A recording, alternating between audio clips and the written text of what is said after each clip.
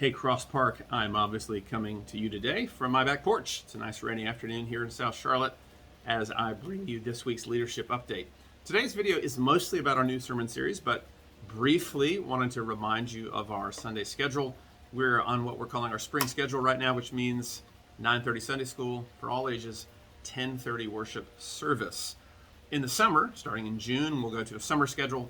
And then in the fall and September, we'll be back to a fall schedule, which is also 9:30 Sunday school and 10:30 service. We've tried to standardize this a little bit so it's not so confusing. So spring schedule runs through May, and then summer schedule will start in June. And of course, we will speak of that plenty before we make the changes so that you'll know what's coming. Many of you know last Sunday we finished a sermon series on the letters of John, and this week we are starting a new sermon series in the Psalms on the Psalms of Ascent, which officially are Psalms 120 through 134. And today I wanted to give you a little biblical background on those Psalms to get you ready for that. A little extra teaching to help with the preaching. Teaching and preaching overlap massively, of course. And yet sometimes there are moments where we teach some info that helps set up what we are preaching. That the teaching helps communicate content that warms up your mind and helps your heart be ready for the push and application of preaching. It's not the only way to think about it, but that's how I think about it sometimes, is that teaching and preaching overlap massively, but there is a little bit of extra content at times in teaching that can help us be ready for preaching. So that's what I'm doing today in this video, helping us think a little bit about the background of the Psalms of Ascent. So as I said, the Psalms of Ascent are Psalms 120 through 134. We are also going to preach 135 at the end of our series, and you'll see why when we get there. It's sort of a natural follow-up to the Psalms of Ascent. Why are these called Psalms of Ascent? Also, you're going to notice that's not going to be the primary way we refer to this sermon series. We're calling it a playlist for the journey home, which I'll get back to momentarily. The subtitles in each of these Psalms says a song of ascents. To ascend, as you know, means to go up, to climb, to go upward. And so there are different theories in scholarship about what these songs were, how were they used, why are they called songs of ascent. The first most common theory is that these were used by Israelites as they traveled to Jerusalem for worship, either go to the temple, maybe a religious festival, high holy days, etc. Jerusalem is on a series of mountains, and the temple is on Mount Zion. So anywhere around Jerusalem, if you're coming into the city, you're going to have to go up. You're going to have to ascend. And so it's natural to think of this as psalms that people used on their way up to Jerusalem. That's a good theory. A second theory is that there's a particular spot in the temple where priests have to ascend 15 steps, and there are 15 psalms of ascent. And given some of the language in these psalms, people have conjectured that maybe the priests recited or sang these during the climb up those 15 steps. That's another interesting possible theory. The third one is that given the later date of the Psalms being put together later in the Old Testament, many people think that perhaps the Psalms of Ascent are actually for the people as they're coming back from exile or as they're processing exile, because as you come from Babylon, when you get close to Jerusalem, again, you have to go up to reach the city. And so all of these are possible options. They're all good options. We don't want to simply limit our thinking here to historical settings only. Of course, it's helpful to picture and rightly situate any part of the Bible in its original setting. And yet the Psalms, even more than other sections of the Bible, are meant to be universal. They're not meant to be merely tied to their historical setting. And so in the history of the church, as we've thought about these Psalms, we have thought about them in two other ways. First, we think about worship as more than an event. So worship is not merely, in our case, going to church on Sunday. Worship is not merely a time that you consciously choose to sing or read your Bible. All of life is worship. All of life is meant to be lived in relationship with God, in dependence on Him, and we're meant to constantly give ourselves to Him. That's what we do as Christians. And so as we think about that, that does change a little bit how we think about these Psalms. It actually makes them more useful for our context because we are always thinking about life as worship. It's not merely an event. In a similar way, this idea of coming back from exile is not just a historical reality, but it's an ongoing one. You and I live in a sense of alienation. All humans do. We're alienated from God, of course. We're alienated from our true selves. We're alienated from one another, from our true purposes. And so we need to return. We need to come back to God. We need to be reoriented by Him for what we're going to do, what life is meant to be. And so we need to think about worship and exile as we think about these songs. It's not simply for a time in Israelite history. It's quite applicable to us as well. And this Sunday, we're going to think a little bit about how songs are important in worship. Furthermore, I've been helped in my thinking about the Psalms of Ascent from different categories, but particularly early church father Augustine, bishop in Hippo in North Africa, helped me think about this by saying that the Psalms of Ascent remind us that all of us are situated in the valley, meaning as we live in exile, as we experience the valley of the shadow of death, we're always needing to ascend. We're always needing more of God. We're always needing to go up to Him.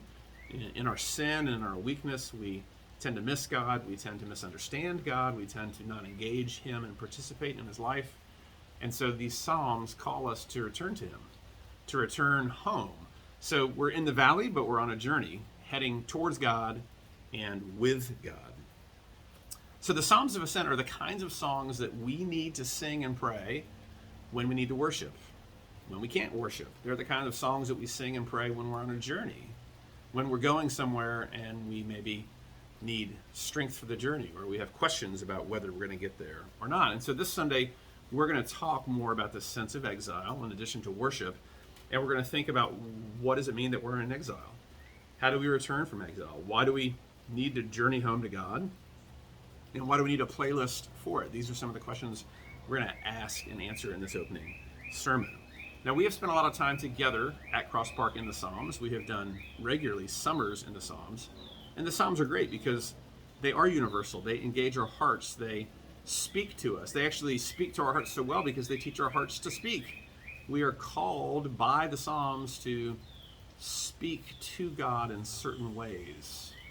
And so the Psalms, in that sense, give us guidance and direction on how we engage God throughout all the different circumstances that life brings us. One of the ways that we've done this at Cross Park, and it's useful, is to think about various ways to classify or categorize the Psalms. In literature, we call this genre, different genres or categories. And in the Psalms, there are three broad categories. You've got Psalms of praise or hymns. These are the kind of things we offer to God when life makes sense, when we clearly see Him at work, when we are well oriented to His work in our midst. Much of life, though, isn't lived like that, and so we have Psalms of disorientation that we call Psalms of lament. And depending on exactly how you classify them, 33 to 40% of the Psalms could be considered lament Psalms. They are the Psalms that speak about grief and pain and loss. They're given to us by God to help us process tragedy and trauma. We go to God in the midst of great pain and we offer ourselves, our confusion, and our complaints to Him and let Him work on us as a result. And then oftentimes we come through those seasons of lament and we are reoriented by God, and thus we offer Him thanks.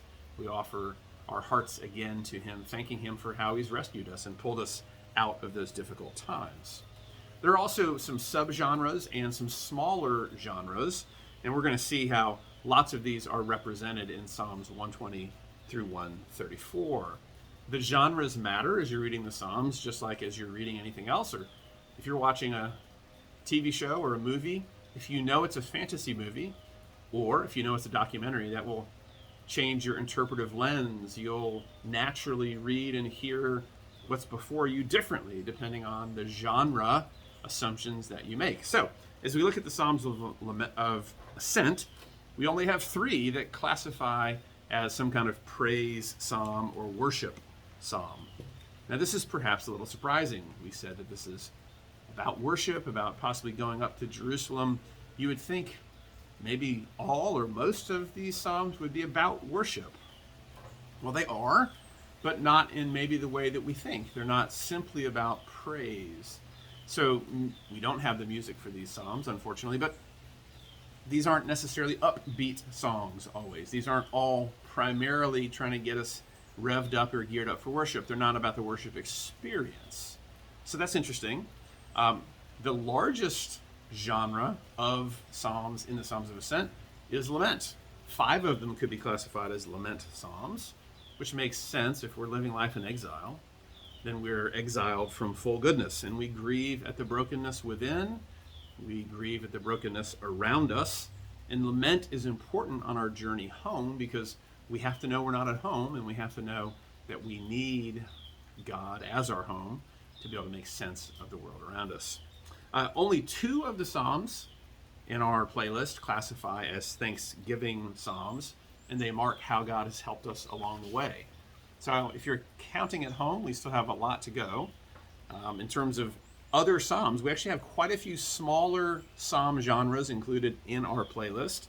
There's one covenant Psalm, which is 132, talking about how God's covenant with David continues to be important for God's people and the life of Israel. That's fascinating. Some Psalms are written by David, some are written for David, some are written maybe about David. But whether David is explicitly mentioned or not, David is the character who's sort of always in view in the Psalms. Who's the king? Will the king lead us out of exile and into a fuller experience of God? And of course, then rightly as Christians, Jesus is the character who looms large over all Psalms because he is the fulfillment of all the promises to David. There are 3 wisdom psalms, which is a high concentration in such a short section. These psalms read like Proverbs or maybe like Ecclesiastes. They help us to think well about life when we need wisdom, when we need to know how to live well. And then finally, we have 3 songs of confidence or songs of trust. This is actually one of my favorite genres of psalms. And in your head space, they are situated between psalms of lament and psalms of thanksgiving. In Psalms of Lament, you are dealing with the hard situation and maybe your heart has turned. In Thanksgiving, you are out of the hard situation. Songs of Trust are somewhere in between where maybe the hardship isn't over yet, and yet God has so worked in the heart of the psalmist that he sounds a note of confidence or trust that almost sounds like he's already completely out of the hardship. So in our playlist, we've got 121, 125, and 131. But some of the most famous and well-loved psalms in the Psalter are songs of confidence, including Psalm 16, Psalm 23, and Psalm 63. Okay, what does this have to do with you?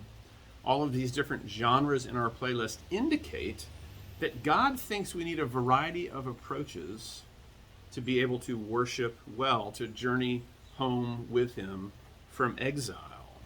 We don't simply need one kind of approach. We need a real multi-approach to be able to properly process all that life throws at us as we're worshiping and as we're heading home. Now, I've called this a playlist a couple times because that's how we're going to think of it together. A playlist is often put together with careful intention. You put songs you really like on the playlist. You properly order the playlist. There's some internal logic to how the playlist works. And you try to get songs that fit the person or the situation for which you are making the playlist. In this case, then, as people have looked at the Psalms of Ascent, some people have called it a psalter within the psalter, meaning it's clearly a collection of psalms that function together. And thus, in our language, we're going to be talking about it as a playlist for the journey home. Now, one of the nice things about a playlist is beyond its sense of fitness for a certain person or a certain situation, which is really great, it's a collection of different individual songs. And so you can have a playlist that you really enjoy, but you also can dip into that playlist and just catch a song or 2 or 3 at any given point and benefit from it. So as we preach this summer, of course, we think all of these go together in a way that is really good for our hearts. But also with summertime, especially people in and out, you can come and just catch one psalm on a Sunday and benefit from it, even if you're not totally connecting with where it is in the playlist. Well, if you can't tell, I am personally very excited about this series. I love working us through the Psalms as much as any part of the Bible. I think they are so rich, and I think we actually underutilize them. And I'm excited about how this series is going to help our hearts to both worship well, but also to live well as we are in exile and we're on a journey back to God and with God. So I hope this has been helpful to you, and I look forward to talking more about these issues Sunday morning, 9:30 for Sunday school, 10:30 for the service. We will start a playlist for the journey home. Thanks, Cross Park. See you Sunday.